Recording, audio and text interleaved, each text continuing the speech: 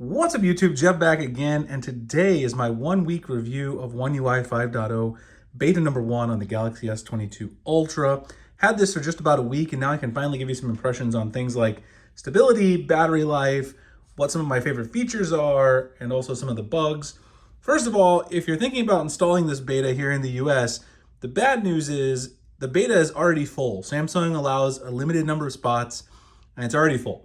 So in terms of watching this review from the perspective of should you install it, it's not really possible because you don't have the option to install it, at least not easily. You can't install it just by going and enrolling in the beta like you usually can.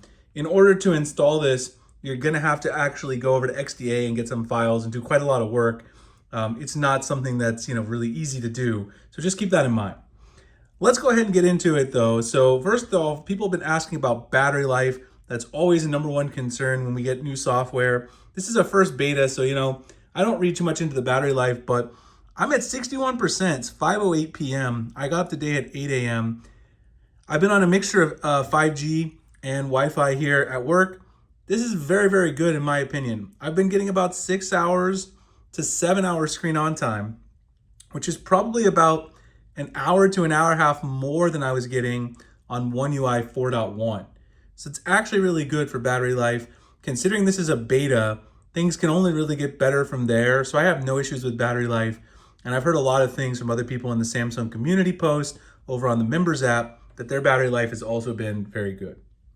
In terms of smoothness, that is actually the number one thing about One UI 5.0 beta that really jumps out at me is how smooth this thing really is. The animations are smoother, just the general navigation around the UI. Whenever I talk about Samsung smoothness, I always qualify it with, there's a little bit of lag, but here there's virtually no lag and opening apps is a lot smoother than it was before. I really have not seen any lag on this device.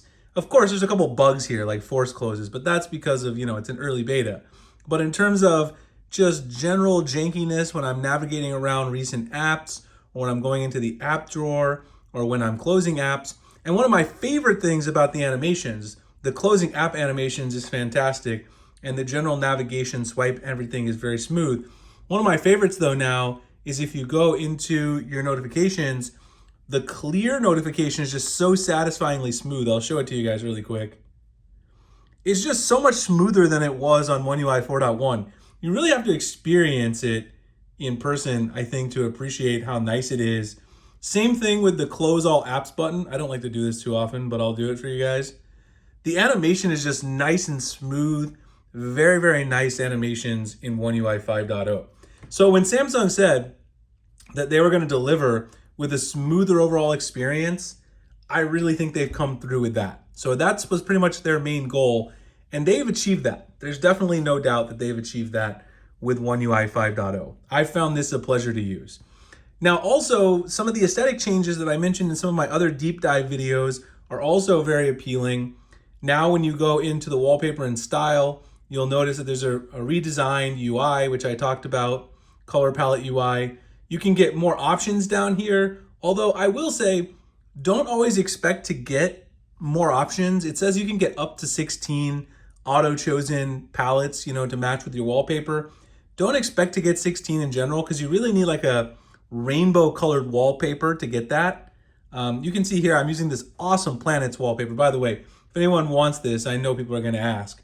It's from Surreal Walls by my friend 14 Studio, an awesome Android developer. He also makes my icon pack. I'll drop the link below.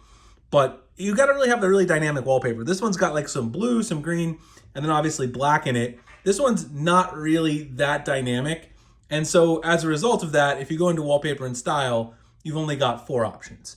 But you can also change it to any basic colors here, and you also have some basic color pairs.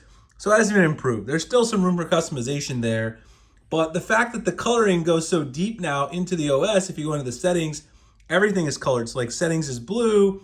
Here you've got the blue tiles. I mean, literally everything is now color matched throughout the UI, which is really nice. I think the search bar should be too, but that's just me being picky. Hopefully maybe that's a little bug that they missed. So they've made the cohesiveness of the theming also a lot nicer. That was one of the big features when Android 12 came out, was this color match theming. and they've really improved that and made some impressive changes. Now, one thing I don't like about the UI that they changed, you guys probably noticed this as well. A lot of people are writing about this. If you go here to the quick setting tiles, you'll notice that you've only got 5 tiles across now in the top row. There used to be 6 there. So a couple of blogs wrote about this, made a big deal about it. I don't think it's like the biggest deal in the world, but it's kind of silly. Why not bring back the 6 tiles in the top? It's just more useful because you have to do this extra swipe to get more options. Why not give us all 6 in the top? That's not a huge thing, but I would like to see them bring back all 6 in the next version. The notifications also have bigger, like icons, text. I like that. It's easier to read them. You guys probably have seen a lot about that, and I talked about that in a previous video as well. Other awesome features that I really enjoy so far that I find myself using a lot, I talked about the multitasking features. Now you can just take an app and you can drag that app down or to the top or in the middle to get to pop-up view or split screen view. I really like that. Also, you can combine app pairs and put them over here on the app's edge. I talked about this. So like I want, Twitter and Chrome. I can open up Twitter and Chrome right here and have both of those anytime I want them. This is something that they're adding also to the Galaxy Z Fold 4 with a taskbar at the bottom.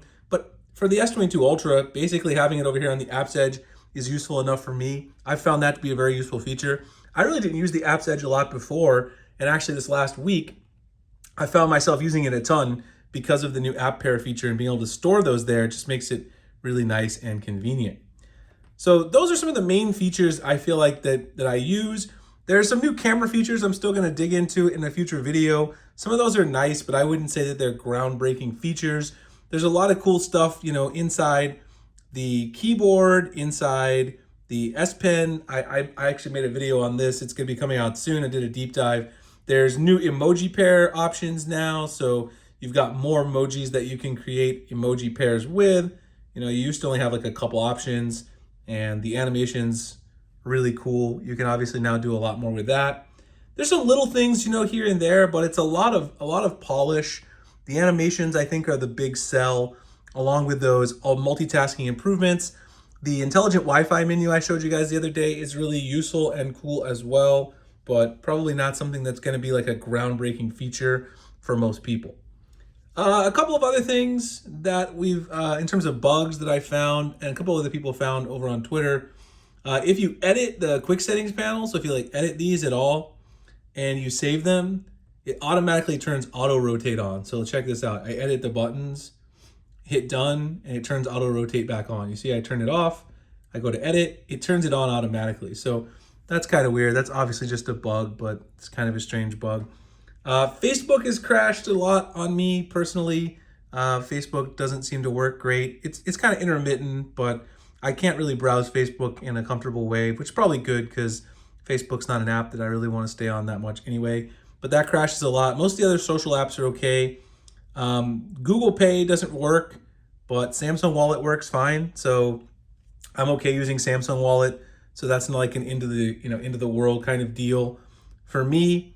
Just a little other force closes here and there, but there really haven't been any major bugs where I would say this is not a beta that you could run every day if you understand that it's a beta, right? If you're expecting stable class software where everything works flawlessly, then of course you shouldn't do it. But if you're someone who likes testing betas, if it were still open, which unfortunately it isn't, I would say it's not a bad beta to run every day as a daily driver. And overall, I've been pretty happy with it.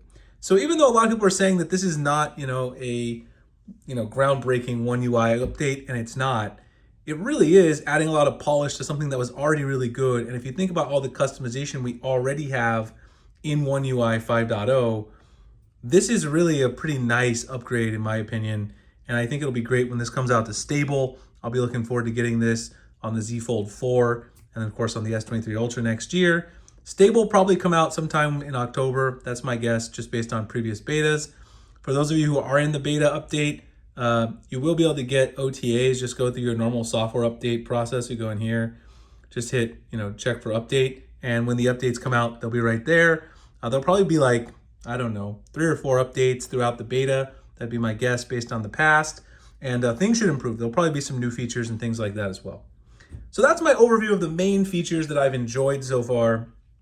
and also just general stability, battery life, stuff like that. Obviously, I've been making deep dives on all the individual features because there's some small things that people want me to go deeper into. So check all those videos out. They're in the description of my channel. Like, comment, subscribe, hit the notification icon if you're interested in future videos like this. Also, if you guys are pre-ordering from Samsung Unpacked, all of the products went live yesterday. I'm still offering some mystery boxes. If you pre-order with me, you can use my link in the description to my website to then purchase and then get the mystery box. I still have a few left for the Fold, quite a few for the Flip because it wasn't as popular. Check that out.